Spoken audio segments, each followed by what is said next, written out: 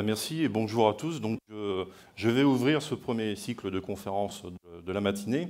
Et ce qui m'a été demandé de vous présenter aujourd'hui, c'est de faire un état assez général des technologies, parce que c'est ce qui est la base globalement du numérique, surtout en Polynésie française, et de répondre à cette question: quelle transformation numérique est envisagée dans la société polynésienne?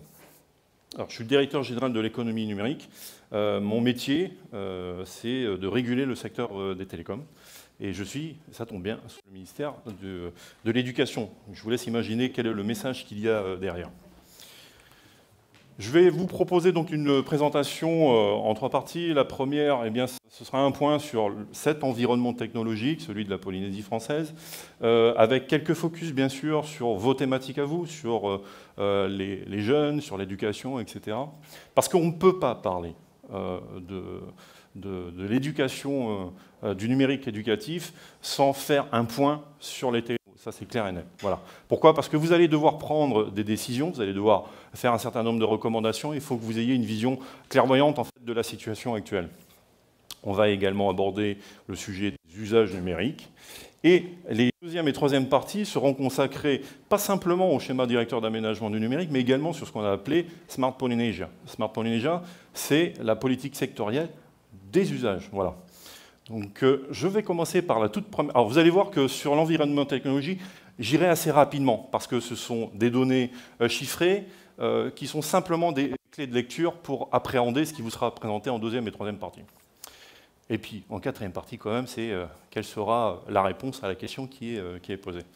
Alors, on va aborder l'équipement sur la téléphonie mobile, sur le matériel informatique, sur la télévision également, on a tendance à l'oublier, et bien évidemment sur Internet. Alors, le premier chiffre donc, concerne la technologie, la téléphonie mobile, c'est le taux d'équipement. Donc là, vous avez à chaque fois des présentations qui sont toujours les mêmes chiffres. Pardon. Vous allez avoir un comparatif entre 2017 et 2019. Ce sont plutôt d'ailleurs des chiffres qui ont été collectés en 2019, qui ont été retravaillés en 2020 et qui ont été présentés fin 2020. Voilà. Aujourd'hui, en Polynésie française, vous voyez bien qu'on utilise, dans 79% des cas, c'est un smartphone. Voilà. Donc si vous optez pour une autre technologie pour toucher, quelle que soit la population d'ailleurs, que ce soit les jeunes ou que ce soit les adultes, les parents d'élèves, eh bien, votre moyen le plus efficace sera le smartphone.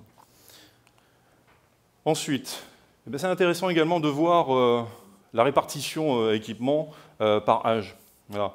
Donc, 91% des jeunes entre 15 et 24 ans ont un smartphone. Vous voyez que cette répartition est encore plus marquée. On vous a également mis en évidence, en l'occurrence, mais là, vous vous doutez bien que c'est plus qu'une évidence, c'est la répartition par CSP. Donc forcément, plus la CSP elle est basse, on se rend compte qu'assez rapidement, vous avez un taux d'équipement en smartphone qui a tendance à baisser par rapport au CSP+. Donc voilà, pareil, en fonction de votre cible, c'est quelque chose que vous devez intégrer. On va partir sur la typologie des abonnements. Alors pourquoi j'ai intégré cette slide? Vous allez me dire, pourquoi il nous parle des abonnements? C'est pas intéressant. Si, c'est intéressant parce qu'aujourd'hui, vous avez vu une belle marge de progression, enfin 4 à 5% entre 2017 et 2019, sur les abonnements 3G, 4G. Malheureusement, ça ne fait que 44%. Voilà. Donc si vous envisagez de développer et de mettre à disposition des contenus pour assurer la continuité au travers des smartphones, ce n'est pas suffisant. Voilà, ce n'est pas suffisant, ça veut dire qu'il manque les outils.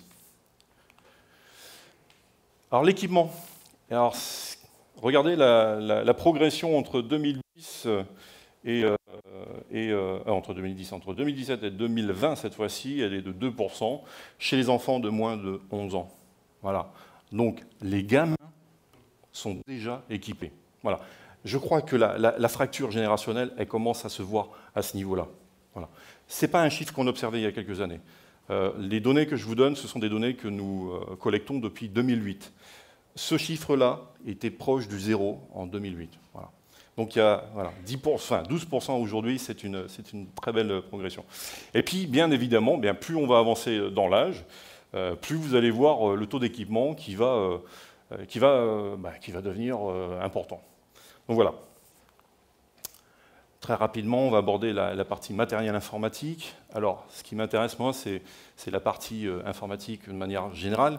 Pas forcément le focus, parce que je n'ai pas les données d'ailleurs, sur la typologie ou la quantité des équipements informatiques dans les établissements eux-mêmes. Alors, les chiffres les plus intéressants. Là, vous avez un panel de données. Vous avez le taux d'équipement en ordinateur fixe, 18% dans la population. Par contre, vous voyez qu'en Polynésie, une personne, un ménage sur deux en tout cas, dispose d'un ordinateur portable. Or, la plupart du temps, on a quand même un mix entre ordinateur portable, ordinateur fixe, etc. La proportion des tablettes également est de 45%. Ce que je ne vous montre pas, c'est qu'on est sur un retrait depuis 4 ans maintenant.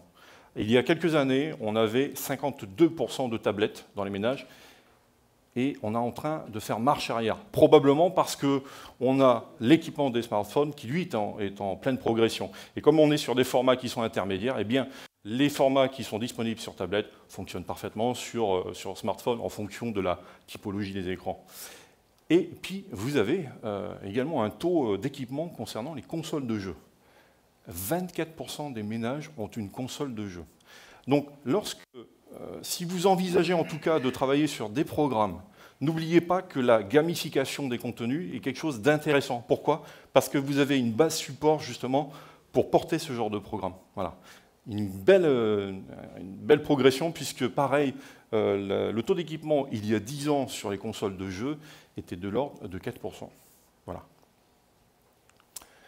On va poursuivre ensuite sur les taux d'équipement. Voilà, donc c'est un peu la continuité de ce que je disais tout à l'heure. Au moins un ménage à hauteur de 62% a au moins un ordinateur, que ce soit un ordinateur portable ou un ordinateur fixe. Voilà. Et puis pareil, 37% de la population a un mix des deux. Très rapidement sur la télévision. 92% des ménages ont au moins une télévision chez eux. Ça représente 2 heures par jour. Alors oui, avoir une télé et consommer 2 heures, c'est pas ça qui va régler le problème de l'éducation, mais ça veut dire qu'on passe quand même énormément de temps devant son écran. Voilà. Donc c'est un support qu'il faut utiliser, c'est un support technologique. Je crois que d'ailleurs, pendant le confinement, il y a des programmes qui ont été diffusés. Donc j'ai envie de vous dire, vous avez bien fait. Parce que vous avez un outil qui est utilisé, alors qui a ses limites bien sûr en termes d'interactivité, mais voilà, c'est un excellent support. Je vous passe les slides quand même sur on accède à une télévision connectée, etc. Mais quand même, regardez, le chiffre sur les télévisions connectées en 2 ans, il a presque doublé.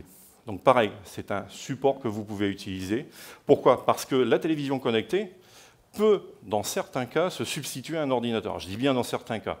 C'est assez limité en termes d'utilisation, mais vous pouvez faire de la navigation, vous pouvez aller sur Internet, pas simplement sur YouTube. Vous avez des navigateurs Internet qui vous permettent d'aller sur le site de la DG2E, du vice-rectorat, etc. Donc voilà, c'est un élément également qu'il faut suivre de près. On va passer à la partie Internet maintenant. 84% des Polynésiens sont des internautes. 84%. Voilà. Après, je ne vous dis pas dans quelles conditions ils ont accès, mais ça veut dire qu'on a accès à un minimum de services. Donc on est quand même en retrait par rapport au niveau national, puisque au niveau national, on est à 92%, mais ce sont des chiffres qui sont... c'est un global qui est plutôt intéressant. Alors la répartition à l'intérieur, eh bien, vous allez avoir, sur les 84%, vous en avez une partie, donc 66% des internautes qui utilisent ce qu'on appelle un accès à Internet fixe, c'est-à-dire de la DSL, très clairement. Voilà. Non, l'Internet fixe, pardon, autant pour moi. L'Internet fixe, ce sont des offres filaires. Donc, vous avez de la fibre optique, vous avez de la DSL, et vous avez ce qu'on appelait avant les offres LTE fixe ou WiMAX, qui étaient commercialisées par un opérateur vert.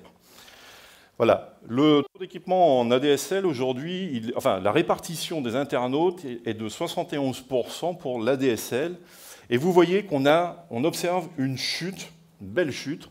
On est passé de 92 à 71% d'équipement, de raccordement en ADSL. Et en parallèle, vous voyez ici que les abonnements fibres, eh bien, non, on ne peut pas dire qu'ils ont explosé, mais ils sont en belle progression. Donc il y a 2 ans, ils étaient quasiment à 0%. Enfin, on était à 0,8, 85, quelque chose comme ça. Donc là, on est à plus de 9%. Voilà, donc des belles parts de progression en perspective pour cette technologie. Et puis, vous avez surtout, eh bien, vous avez ce qu'on appelle l'Internet sans fil. À l'intérieur, vous allez avoir des offres de LTE. Généralement, ce sont les petites box que vous achetez chez vous et qui vous permettent d'avoir Internet sans passer par l'opérateur historique. C'est également à l'intérieur qu'on va comptabiliser les accès mobile data. Voilà. Donc là, pareil, hein, on a un révélateur, hein, on a une très très forte progression, probablement parce que, avec Madame la Ministre, nous agissons suffisamment sur le marché pour que les opérateurs aient des politiques commerciales agressives entre eux. Et quelle que soit la technologie que l'on met en avant, eh bien, enfin, quelles que soient les actions que l'on met en avant, on se rend compte que la préférence des usagers maintenant, c'est d'aller vers de l'Internet sans fil. Voilà. Ensuite, les raisons du non-équipement. Alors là, pour le coup, j'ai voulu vous comparer deux chiffres. Vous avez en haut l'ensemble, Polynésie. Alors pourquoi on ne s'équipe pas aujourd'hui? On ne s'équipe pas parce que c'est trop cher, et qu'on n'en a pas les moyens. Voilà, ça c'est la cause principale. 35% des personnes qui ne sont pas encore équipées, eh bien là, c'est une raison sociale la plupart du temps. Le chiffre, il est quasiment le même pour les archipels éloignés. Ensuite, de manière générale, les gens ne sont soit pas intéressés, soit ils sont quand même mieux sans Internet. Voilà, il y a pas mal de populations qui font le choix aussi de ne pas se raccorder. Donc ça, c'est un phénomène qui est assez nouveau, qu'on observe depuis 3-4 ans. Maintenant, certaines personnes ne veulent pas s'équiper. Si vous regardez les archipels éloignés, eh ce n'est pas le cas. En fait, oui, bien sûr, de temps en temps, on ne souhaite pas s'équiper, mais on a un élément tout nouveau, c'est qu'on n'a pas d'accès aux infrastructures de base. Bon, ça, vous vous en doutez, ce n'est pas nouveau. Mais ça concerne pas simplement la disponibilité des réseaux, des fois, c'est parce qu'on n'a pas l'électricité. Voilà. Donc une des raisons, parce qu'on parle beaucoup du déploiement des télécoms, on parle beaucoup d'accélérer le déploiement des technologies dans les archipels éloignés, mais bien souvent, il n'y a pas que les technos télécoms à déployer. Il y a aussi l'énergie. Et l'énergie, si vous n'en avez pas, ben vous n'avez pas toutes les technologies qui sont accompagnées. On va passer à la deuxième partie, en tout cas sur l'aspect sur les données, qui sont les comportements et les usages Internet. Ce sont des chiffres qui sont assez récents, dans le sens où ces indicateurs n'étaient pas suivis il y a 5-6 ans. Voilà. Donc on s'est rendu compte que suivre les taux d'équipement, ça avait un intérêt, mais que ce qui nous intéresse maintenant, c'est de savoir comment est-ce que le numérique il est utilisé, comment est-ce qu'il est valorisé, est-ce qu'il est bien utilisé ou pas, en l'occurrence. Donc on va commencer par les fréquences de connexion. Alors là, vous avez le profil type par an, puisque dans nos données, nous avons des données globales sur les Polynésiens, mais également on a un focus sur ce qu'on a appelé la classification par an. Eh bien, les parents en Polynésie française, dans 59% des cas, se connectent tous les jours. Donc on a quand même... Vous voyez, quand je vous annonçais le taux d'internautes qu'il y a en Polynésie française, on se rend compte que c'est utilisé par les parents. Quand je dis parents, c'est pas forcément les qui vont l'utiliser à titre professionnel. C'est vraiment pour suivre les activités qui sont dématérialisées, qui sont mises à leur disposition. C'est intéressant. C'est la première fois qu'on a ce chiffre qui apparaît. Et puis, bon, bien sûr, 16% de manière occasionnelle. Alors, toujours pareil, hein, la comparaison avec les archipels éloignés, vous voyez bien qu'on a une vraie séparation des comportements qui sont complètement différents, probablement liés à l'accès. Alors, des fois, même quand on a l'accès dans les archipels éloignés, sur une île en l'occurrence, vous avez une qualité qui est tellement déplorable, il faut le dire, dans certains cas, que du coup, vous faites le minimum syndical et puis vous vous déconnectez. Enfin, en tout cas, vous quittez, vous éteignez votre ordinateur. Sur les fréquences de connexion, alors, de la non-utilisation, pourquoi est-ce qu'on ne se connecte pas, même si on est équipé, même si on a un abonnement? Eh bien, des fois, c'est parce qu'on ne sait pas utiliser. On sait faire les opérations de base, mais pas plus. C'est-à-dire qu'on sait naviguer. Mais dès qu'il s'agit d'aller sur des téléservices, dès qu'il s'agit d'utiliser des applications bien particulières, eh bien, on ne sait pas. Donc, du coup, qu'est-ce qu'on fait? On ne va pas sur Internet et on ne consomme pas. Il y a également un autre élément à considérer, c'est que les personnes âgées sont regroupées dedans. Sur les 41% que je vous annonce là, sur les raisons de non-utilisation, vous avez 22% de non-utilisation par des personnes âgées. Donc on est bien dans cette logique de « je ne sais pas faire, j'ai peur de l'outil presque, j'ai connu le Minitel, je n'ai connu que le Minitel, du coup j'y vais pas ». Voilà. Alors c'est d'autant plus marqué dans les archipels éloignés, probablement parce que ben voilà, les programmes de formation, les programmes de découverte aux usages numériques qui sont soit inexistants, soit arrivent généralement en retard. Également, vous avez la deuxième cause, c'est qu'ils n'en voient pas l'utilité. Donc ça rejoint un petit peu ce que je vous disais. Les gens derrière, bon, des fois prennent la connexion, mais ils vont prendre un abonnement, ils vont s'équiper, mais ils ne vont pas aller au-delà. Vraiment, quand ils y vont, c'est qu'ils y sont obligés. Sinon, ce ne sont pas des fervents internautes. Alors, les fréquences de connexion des internautes, très rapidement, ben, vous avez 27% quand même qui sont connectés. Donc un Polynésien sur 4 reste en permanence connecté. Alors peu importe le moyen, c'est forcément via le smartphone, c'est via votre tablette, c'est via voilà. Donc on est quand même ultra connecté en Polynésie française avec un taux, en l'occurrence à minima tous les jours de 70%. Et bien évidemment, on va retrouver cette séparation avec les archipels éloignés pour les mêmes raisons que j'évoquais tout à l'heure. Voilà. Aujourd'hui, pas d'accès, ou des difficultés à accéder, ou une qualité médiocre, eh bien, font qu'on ne persiste pas et qu'on ne reste pas longtemps connecté. Très rapidement, vraiment, aujourd'hui, majoritairement, ce qu'on utilise, et ça correspond aux chiffres que je vous ai présentés tout à l'heure sur les équipements, mais on reste majoritairement connecté, on utilise en tout cas majoritairement le PC portable. Voilà. Donc, alors, là, je ne vous le montre pas, mais comme je vous le disais, on a un retrait à la fois sur l'utilisation et sur les équipements des tablettes. C'est assez logique parce qu'on a le déploiement des smartphones, mais pas que. Vous avez de plus en plus d'ordinateurs portables, en l'occurrence, qui sont à peu près assimilés à des tablettes. Voilà. Je pense qu'on aura des spécialistes qui en parleront, mais parlez juste de l'exemple d'un constructeur qui vend des Surface Pro, ce genre de choses. Eh bien, vous avez c'est un équipement qui, par définition, est un ordinateur portable et qui peut se transformer comme un usage de tablette en séparant le clavier et l'écran. Voilà. Donc, la tablette, finalement, je pense que si on doit investir sur un matériel, c'est probablement pas dans celui-là. Voilà, ce sera soit le smartphone, soit l'ordinateur portable. Ensuite, où est-ce qu'on se connecte le plus? Vous en doutez, dans 99% des cas, on se connecte le plus chez soi. On se connecte également pas mal à partir de son travail. Pourquoi? Parce que pour certains secteurs, c'est quasiment une obligation. Donc forcément, on est connecté énormément au niveau au travail. Un chiffre intéressant, c'est on se connecte également à l'école pour les élèves. On est sur un retrait. Alors, on n'a pas d'explication. Voilà. Il y a quelques années, il y a 2 ans, on se connectait beaucoup plus à l'école en tout cas. C'est beaucoup moins le cas. Et le retrait, il est particulièrement important. Voilà. C'est pas vrai, en fait, sur les archipels éloignés, puisque, au contraire, c'est exactement l'inverse qui est en train de se faire. Alors, une des raisons possibles, mais là, ce n'est qu'une hypothèse, c'est tout simplement, vous avez vu le taux d'équipement des jeunes, ça commence très tôt, entre 9 et 11 ans, il s'accélère entre 15 et 24 ans. Eh bien, tout simplement, on se connecte sur son ordinateur, sur son téléphone portable, sur son smartphone, et de moins en moins sur les équipements qui sont mis à disposition par les écoles. Voilà, donc c'est une des raisons possibles.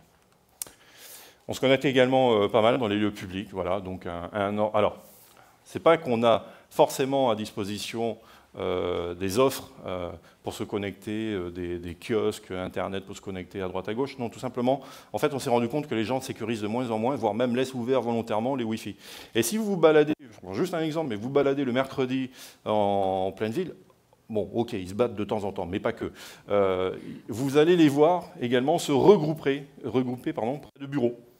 Nous, en l'occurrence, on a tous les gamins qui viennent au rez-de-chaussée, et on sait pourquoi, parce qu'on a un accès ADSL qui est ouvert volontairement. Alors il est séparé de d'autres réseaux, mais voilà.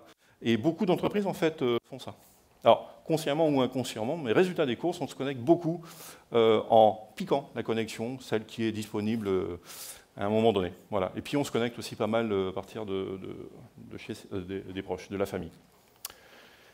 Les comportements, alors les fréquences de connexion pour les enfants, donc vous avez vu le niveau d'équipement qui était important, et bien regardez également les fréquences de connexion. Est-ce qu'ils utilisent Internet? Bien évidemment qu'ils utilisent Internet, et ça dès le plus jeune âge.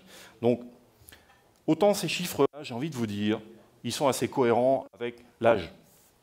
Parce qu'on les amène petit à petit vers ce genre d'outils. Par contre, là, c'est assez inquiétant. C'est assez inquiétant si ce n'est pas encadré. Aujourd'hui, on ne sait pas si c'est encadré.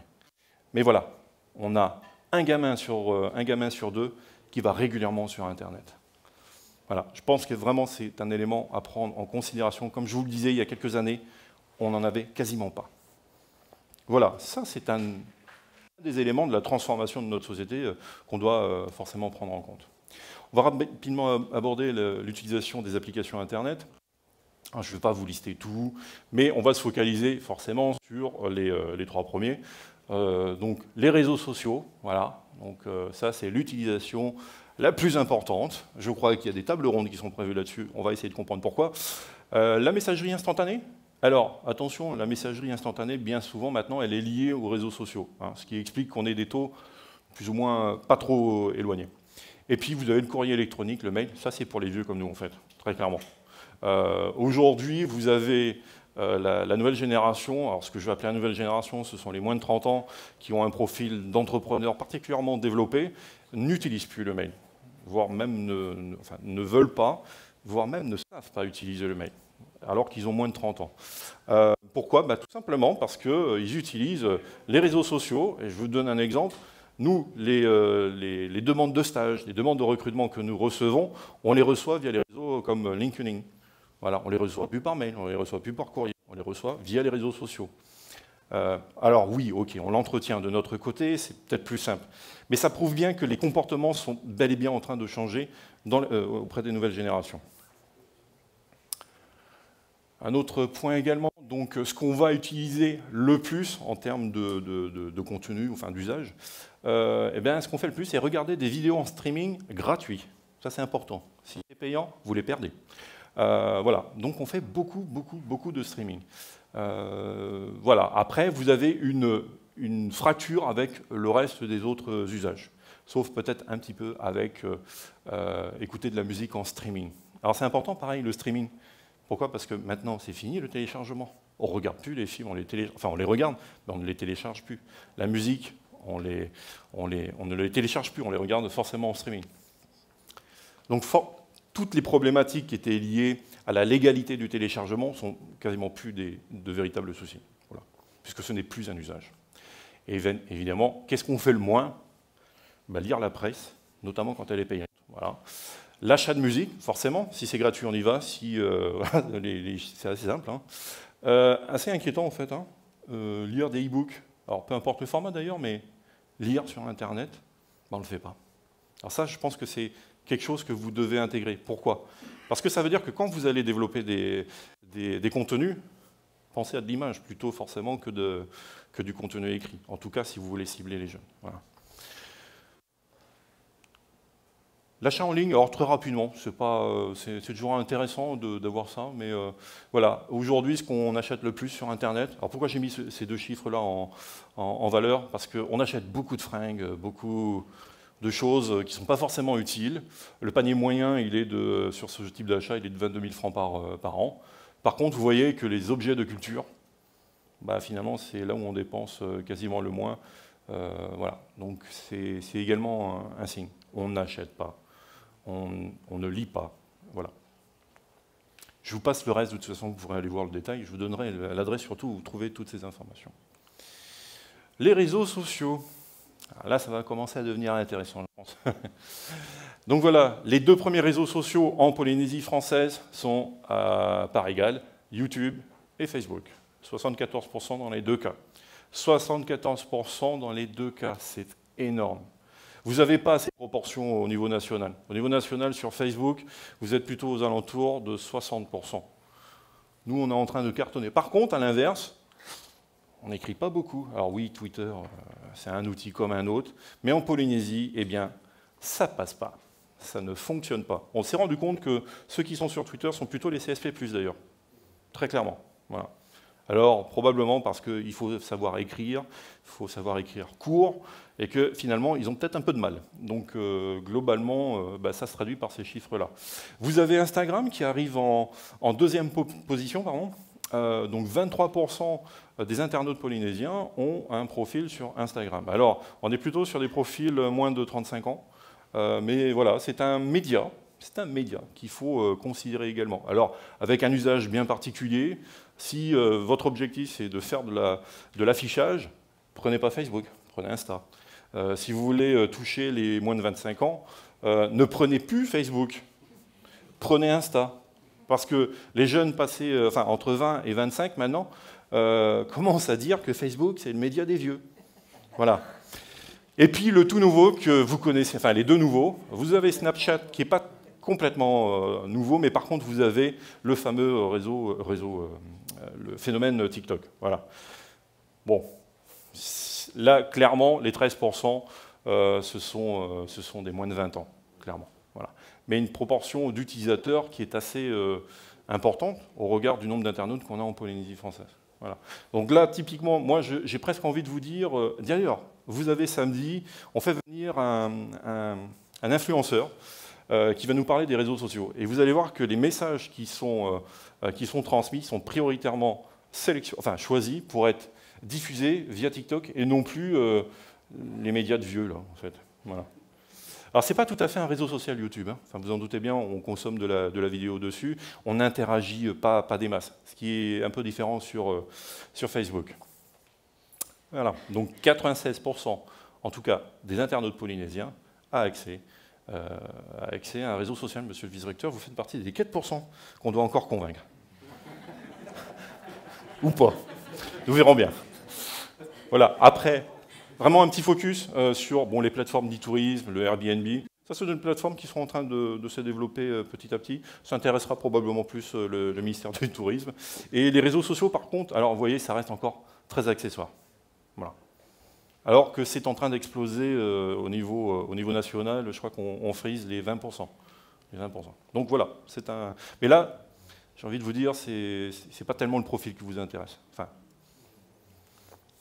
Ensuite, les taux d'utilisateurs, les utilisateurs et les fréquences. Donc vous voyez que ici, on va passer énormément de temps sur Facebook. Voilà, c'est au moins 1 heure par jour. 50% consacrent au moins 1 heure par jour sur Facebook. Voilà. YouTube, c'est pareil. Insta, vous voyez, on a des taux qui sont quand même très surprenants. TikTok, c'est la même chose. Vraiment, aujourd'hui, ce sont des outils qu'il faut à la fois, je m'entends quand je le dis, mais il faut à la fois soutenir leur utilisation et les combattre. Donc, les soutenir parce que ce sont des vecteurs pour vous, pour rester en relation avec les jeunes, mais il faut également les combattre parce que, bien évidemment, les contenus, on va retrouver tout et n'importe quoi. Mais on ne peut pas faire sans. On ne peut pas faire sans. Et effectivement, ça a été dit tout à l'heure, il n'y a aucune valeur qui sont portées par l'utilisation de ces outils. Donc c'est à nous, tous ensemble, à valoriser, en fait, et leur donner une valeur. Une valeur. Là, je vous ai résumé qu'est-ce qu'on fait le plus sur les réseaux sociaux. Eh bien, vous voyez que la plupart du temps, on va juste mettre un j'aime ou je partage, quel que soit d'ailleurs le média qui sera utilisé. On n'est pas tellement impliqué. Voilà. C'est intéressant d'ailleurs, c'est que si vous regardez, là je l'ai mis en avant, le 24%, c'est 24% du temps en fait, on ne contribue pas. Donc on est vraiment dans une logique où on observe. C'est presque du voyeurisme. Hein. Mais bon, voilà, charge à nous de l'exploiter. Et puis vous avez quand même, dans un cas sur deux, eh bien, on va proposer du contenu. Alors, proposer du contenu, c'est simplement poster des photos, partager des vidéos, mettre quelques commentaires. Mais voilà, de manière générale, on est quand même sur... on a une approche assez passive par rapport aux réseaux sociaux. L'Internet en situation de mobilité. Voilà. Également intéressant, puisqu'on parlait des niveaux d'équipement et des usages qui sont faits de connexion sur le mobile.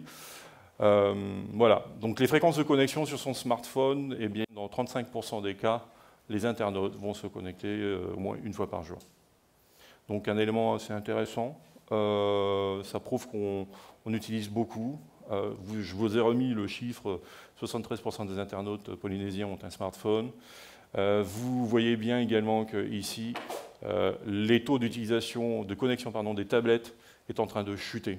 Vous avez les raccordements. Alors, quand vous raccordez un accès Internet via une petite clé USB sur un ordinateur portable, pareil, on ne le fait plus. Voilà, on ne passe plus de temps sur ce genre d'équipement. Aujourd'hui, on a vraiment une prédominance de l'utilisation du smartphone. Très rapidement, l'usage global qu'on fait quand on est mobinote. Là, on est sur un autre profil. Eh bien, forcément, on va utiliser la messagerie instantanée. Voilà, et consulter ses réseaux sociaux. On va retrouver quasiment la même utilisation que ce qu'on fait sur Internet. À la différence, c'est qu'on fait un peu plus de messagerie. Pourquoi? Parce que l'outil, il est plus adapté pour échanger que pour écrire et comment dirais-je, disons qu'on a moins d'exigences en termes de rédaction des textes sur les messageries instantanées que sur la rédaction d'un post sur un réseau social. Voilà. C'est gentiment dit. En fait, ils écrivent comme des cochons sur les messageries instantanées, mais comme personne n'est là pour voir et les juger, donc du coup, voilà, 10 minutes, dis donc, ça a été vite. Envoyer des mails, vous voyez, on retrouve à peu près les mêmes usages. On va aborder la partie administration et dématérialisation. Donc on a fait une petite collecte, une relève de notoriété des sites Internet. Alors là, chapeau, DG2E arrive premier. Je ne sais pas qui vous avez payé, mais vous êtes fort. Ensuite, vous avez la CPS, voilà. Alors probablement liée à la mise à disposition de nouveaux téléservices. Vous avez le CEFI, parce que la crise oblige forcément, ça fait partie des sites les plus consultés et connus, surtout des Polynésiens. Vous avez le site du Ossaria, le site du vice-rectorat également, félicitations. C'est, voilà, je pense. Nous, on n'y est même pas, voyez-vous, donc on n'apparaît même pas. Donc là, on est bien sur les sites institutionnels. Voilà, bon, très rapidement, pas grand intérêt, mais si, peut-être. Il me plaît bien, celui-là. En fait, c'est qu'on se rend compte que la consultation ces 12 derniers mois des sites institutionnels et politiques a chuté, pendant que celui des sites de l'administration est en croissance. Alors ça tient probablement à un élément, c'est qu'il y a une vraie volonté du pays ces dernières années de mettre en valeur sa plateforme net.pf, la plateforme, le site du service public. Et plus ça va, plus vous verrez qu'on met à disposition les formulaires en ligne, ce genre de choses, et donc on crée l'intérêt, on les attire. Alors que sur les sites institutionnels, on est vraiment sur des sites d'information plus qu'autre chose. Voilà, bon, ben, qu'est-ce qu'on fait le plus? On envoie un mail. Bon, alors, revers de la médaille, tout à l'heure, je vous disais que le site le plus connu de l'administration, c'est celui de la DG2E, toute proportion gardée. 35% des usagers qui consultent tous les sites vont envoyer un mail, et derrière, 87% vont avoir une réponse. Ça veut dire que 13% d'entre eux n'ont pas la réponse. Je vous laisse imaginer, vu que la DG2E est le site le plus consulté, donc on pourrait quand même en conclure presque que 13% des mails qui sont envoyés à la DG2E ne sont pas toujours traités. C'est une digression, nous sommes sur un constat. Voilà, sur la sécurité informatique, alors c'est important, c'est un sujet moi qui me tient à cœur. Il n'y aura qu'une seule slide. Cette année, les usagers, ces 12 derniers mois, ont subi à hauteur de 13% une attaque. Alors oui, il y a des efforts d'information qui sont faits là-dessus. Je pense qu'il y a une acculturation petit à petit à la cybersécurité, d'où la petite baisse. Mais voilà, ça reste un élément quand même assez inquiétant. Et eh bien, vous voyez que la cause principale des piratages, c'est le piratage de son compte Facebook. Voilà. Donc c'est important. La sécurité, elle est importante. Ne pas sous-estimer cet aspect-là, clairement. Notamment si votre stratégie à terme, c'est d'utiliser ce canal de communication. Pensez également à la partie sécurité. Je vais aborder maintenant les politiques sectorielles et les actions du gouvernement qui ont été engagées ces dernières années. Alors le premier, ce sera le schéma directeur des infrastructures numériques. Donc là, on va taper dans du dur. C'est de l'infrastructure, ce sont des crédits d'investissement, ce sont des appuis de l'État importants qui ont été lancés, initiés ces dernières années. Le constat, alors vous allez voir, ce n'est pas le moyen, clairement. Le constat, au moment où on travaille sur le schéma directeur d'aménagement du numérique, c'est qu'on a 236 écoles primaires, probablement que les chiffres ont évolué entre-temps, avec, dans les îles peu peuplées, des classes multiniveaux, et qui demandent aux enseignants de plus fortes capacités d'adaptation. C'est cohérent. Deuxième constat, on a 33 collèges et 15 lycées qui ont de nombreux problèmes d'accès. C'est gentil quand on le dit. Je vois les responsables informatiques de la DG2E, je sais que c'est un vrai sujet aujourd'hui, l'accès. Et puis, le constat, ce n'est pas le mien non plus, la Chambre territoriale disait que le retard scolaire de la Polynésie, en fait, il est de 20 ans, soit l'équivalent d'une génération. Donc vous voyez l'ampleur du travail que l'on a. Et là, vous avez la cartographie de la répartition donc, de ces établissements. Alors, vous n'avez pas voulu présenter la cartographie, je vais vous en présenter quelques-unes là, et d'affilée. En un clin d'œil. Ça, c'est la photographie il y a quelques années. Donc vous voyez, alors j'espère que vous le voyez, les écoles et les établissements qui étaient raccordés sur Tahiti avaient des offres maxi de 8 mégas. C'est pas beaucoup. C'est pas beaucoup quand on doit le partager pour la partie administrative et la partie pédagogique. L'autre également clin d'œil en un clin d'œil, ce qu'on peut voir, c'est que aujourd'hui, on parle de la superficie de la Polynésie française avec une concentration des outils qui peuvent servir. La couverture 4G, la couverture FTTH. Et regardez où est-ce qu'elle est concentrée. Okay, donc, bon, ce n'est qu'une redite, mais ça reste encore très vrai, trop vrai. Alors bien sûr, il y a des choses qui ont été faites, qui ont été initiées par le gouvernement. Vous aviez Onotua, le raccordement à l'international. Vous avez Onotua domestique pour raccorder Raiatea, Bora, etc. Vous avez eu Natitua pour raccorder les Tuamotu et raccorder également les marquises. Et puis, vous avez un projet qui a été annoncé par le gouvernement qui s'appelle Natitua Sud et qui a pour objectif de tirer un raccordement interne fibre optique sur Tubuai et Rurutu. Voilà. Mais vous doutez bien, et vous l'avez vu d'ailleurs, on ne va pas partout. Ici, typiquement, il n'y a pas de câble. Vous avez certaines îles qui sont isolées. Vous avez Raivave qui ne sera pas concerné par le câble. Donc, le gouvernement est rentré dans une logique de mix technologique, c'est-à-dire qu'on va là où on utilise la technologie qui est disponible. Et aujourd'hui, l'opérateur public est en train de travailler, des opérateurs comme Cassific, O3B, pour amener du contenu là où le câble n'est pas ou ne sera pas disponible. Le déploiement de la FTTH. Alors, je n'ai pas fait un focus sur les établissements scolaires en particulier. Pourquoi? Parce que les choses sont en train de bouger. Et probablement que si je vous dis, je fais un recensement des équipements ou des raccordements en fibre optique des établissements, je pense que sous 3 semaines, ce ne sera plus vrai. Et la différence devrait être notable, mais c'est Madame la Miss qui en parlera peut-être en clôture. Donc voilà. Les ambitions qui étaient avant évoquées, donc c'était 18 000 prises en 2016 et 37 000 prises en 2020. On n'est pas au rendez-vous en fait des objectifs que nous avions fixés, notamment à l'opérateur public. La réalité, c'est celle-ci. Alors là, c'est vraiment un focus sur Tahiti Moorea parce que c'est vraiment ce sur quoi c'est là où on a le plus de raccordements. Donc vous voyez qu'on a quand même quelques communes, comme Te Vaiuta, la plus belle des communes, qui sera raccordée, après Papara bien sûr, qui ne sera raccordée qu'à partir de 2022. Et puis vous avez toute la presqu'île qui n'est pas complètement concernée. Voilà. Alors, ce n'est pas vrai pour les établissements scolaires, parce que là je vous parle des raccordements fibre optique pour les ménages. Il y a un gros travail à la fois réglementaire et un gros travail à l'opérateur public pour prioriser le raccordement des établissements scolaires. Pourquoi? Parce que c'est devenu une des priorités avec la santé du déploiement qu'on impose en fait à l'opérateur public. Alors dans le SDAN, vous avez plein d'actions qui ont été prévues, vous aviez ce qu'on a appelé des quick wins, des choses à réaliser rapidement. Concernant le numérique, en fait, c'était de faire du numérique un élément de consolidation du service du système éducatif. Logique jusqu'à présent, ça rejoint votre discours. Le premier point, la première action, c'était d'expérimenter. On était simplement dans l'expérimentation de la plateforme de services numériques, donc le fameux ENT avec la mise en place de distribution de logiciels, etc. Le deuxième point qui est acté, c'est de sécuriser et d'optimiser les fonctions de gestion.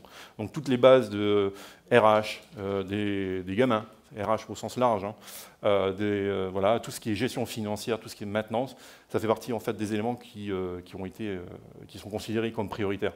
Le renforcement des équipements avec l'achat des tablettes, alors ça c'était dans les premières années du SDAN. Hein, je pense qu'aujourd'hui on a plutôt intérêt, vu ce que je vous ai dit tout à l'heure, à éviter d'acheter des tablettes, clairement. C'est peut-être plus l'outil idéal. Mais ça, cette action a été réalisée, me semble-t-il, il y a 2 ans. Hein. Ensuite, accompagner en fait et forcer quelque part ou négocier avec les communes pour qu'elles accompagnent la rénovation du câblage, parce qu'on peut parler de beaucoup de typologies de raccordement en intramuros. Aujourd'hui, vous connaissez la problématique des ondes électromagnétiques. Ce n'est pas forcément ce qu'on souhaite également dans les établissements scolaires, donc on trouve des alternatives.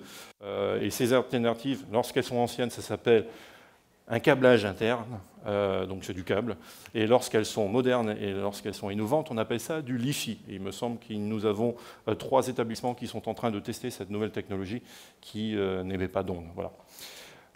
Et puis la 5e action, c'était, après avoir passé la phase expérimentale de l'ENT, c'était la mise à disposition le lancement et l'ouverture officielle de cette plateforme. Voilà, le dernier objectif qui a été fixé dans le cadre du ZDAN, c'était la politique d'équipement, donc avec une accélération, et cette fois-ci on parle bien des ordinateurs et des tablettes, mais je pense, à mon sens, qu'il vaut mieux rester sur les ordinateurs. Voilà, très rapidement, ça c'était le ZDAN. Je vais encore plus rapidement sur ce qu'on a appelé le schéma directeur des usages digitaux, en fait, qui est une déclinaison en fait, du schéma directeur des équipements. Voilà. On a parlé infra, maintenant on descend sur la couche inférieure. Donc nous avons un certain nombre de chantiers ou de groupes finalement qui opèrent. Vous avez le programme Econum qui s'adresse en fait aux acteurs de l'économie. Vous avez toute la partie infrastructure et liaison, vous avez la partie équipement et cybersécurité, vous avez les questions liées à la smart administration qui également concerne l'éducation. Et puis vous avez toute la partie formation et emploi. Et le dernier, qui est un programme Digipol, je conclurai avec ce programme, qui est probablement une des mesures emblématiques finalement de Smart Polynesia. Pourquoi? Parce que c'est la première action sur laquelle le gouvernement s'est engagé. Alors, je ne vais pas détailler tout ce qui est en train de se faire, parce que dans 3 heures, on y est encore.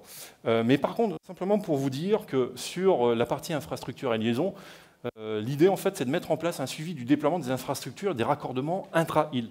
Donc, on ne confie pas à l'opérateur un objectif à atteindre. On a créé un groupe qui travaille au quotidien, une fois par mois. On rencontre l'opérateur et on priorise les raccordements. Voilà la façon dont travaille le gouvernement et ses services aujourd'hui.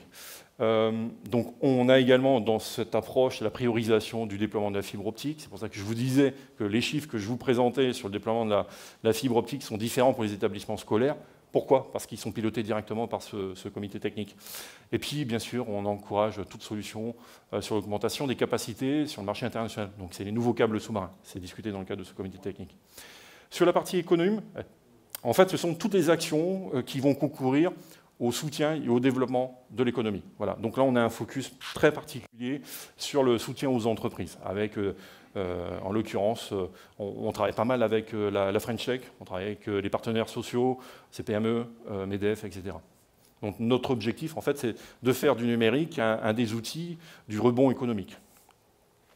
Sur la partie équipement et cybersécurité, eh bien, en fait, on teste et on expérimentation des dispositifs pour accompagner les publics les plus modestes. Donc on est en train de travailler sur une expérimentation pour, dans des quartiers sociaux, mettre à disposition des bornes Wi-Fi où tout à chacun pourra venir se raccorder. Voilà. On travaille également sur la mise en place de la politique liée à la cybersécurité. Je vous disais, moi, c'est mon cheval de bataille. Ça, c'est le groupe que j'ai la chance d'animer. Et on a, grâce à ça, on a pu faire un certain nombre d'events, on a pu mettre en place des partenariats, et mon collègue qui interviendra tout à l'heure de l'UPF, peut-être vous parlera des conventions qui ont été passées entre l'université et des écoles d'ingénieurs sur le sujet cybersécurité. Emploi et formation, donc on est là vraiment sur du travail réglementaire, créer les conditions favorables à la rencontre des acteurs, mais également au recrutement. Et puis toute la partie formation et insertion professionnelle. Vraiment, je ne peux pas rentrer dans le détail, mais tous ces éléments sont en ligne, vous pourrez les consulter par la suite. Le suivi, mettre en place ce qu'on a appelé le schéma directeur du système d'information de la Polynésie française. Donc ça, c'est toute la base infrastructure de l'administration sur laquelle, prochainement, peut-être, pourra venir se reposer l'administration et le réseau de l'éducation. Voilà, c'est le fameux projet réseau très haut débit de la Polynésie française. Donc c'est un projet d'envergure et qui sera probablement le socle de l'administration du futur. Et puis le dernier comité technique, donc c'est le programme Digipôle. C'est un espace de convergence pour stimuler la recherche, l'innovation. C'est le monde de la recherche, c'est le monde de l'enseignement supérieur, c'est le monde économique, c'est le monde de l'administration, c'est le monde de l'innovation, c'est le monde des startups, qui va être réuni sur un premier espace. Et nous lançons le pilote, l'ouverture, là, très prochainement, oui, probablement au mois de juin, très probablement au mois de juin, sur l'ancien site de BMW, donc pas trop loin d'ici. Donc nous allons pouvoir installer les premières startups, l'incubateur, déplacer l'incubateur peut-être de la chambre de commerce à l'intérieur. Nous aurons des espaces de coworking, nous allons avoir des salles de formation, nous allons avoir des events qui pourront être organisés à l'intérieur. Donc vous, demain, tout ce qui sera lié au numérique, si vous voulez attirer des populations, ce sera l'espace pour le mettre en valeur. Voilà. Ça, ce sera votre espace aussi à vous. Et bien évidemment, notre ambition, ce n'est pas simplement de former les jeunes entrepreneurs, de les amener au travers des startups à pouvoir attaquer le marché international, c'est aussi de les former. Et donc il y a une vraie politique derrière de formation sur des formations techniques qui sont prévues. On a des premiers accords avec Microsoft, intelligence artificielle, justement, pour mettre en place un premier programme d'accompagnement pour des jeunes qui n'ont pas forcément le niveau bac. Voilà. Ça, c'est, en quelques exemples, ce qu'on pourra y faire. Alors, la question qui a été posée, quelle transformation numérique est envisagée dans la société polynésienne? Alors, c'est intéressant le thème que vous avez utilisé, les assises du numérique. Les assises, ou une assise en l'occurrence, en fait, ce sont des petites pierres qui vont former la base d'un mur. Et aujourd'hui, moi, je ne suis qu'une composante, je suis qu'une pierre parmi tant d'autres. Donc, forcément, je n'ai pas la réponse. Je ne peux pas avoir la réponse, je ne peux pas avoir la prétention d'avoir la réponse. Je pense qu'aujourd'hui, c'est à nous de la trouver au terme de ces assises. Je vous remercie.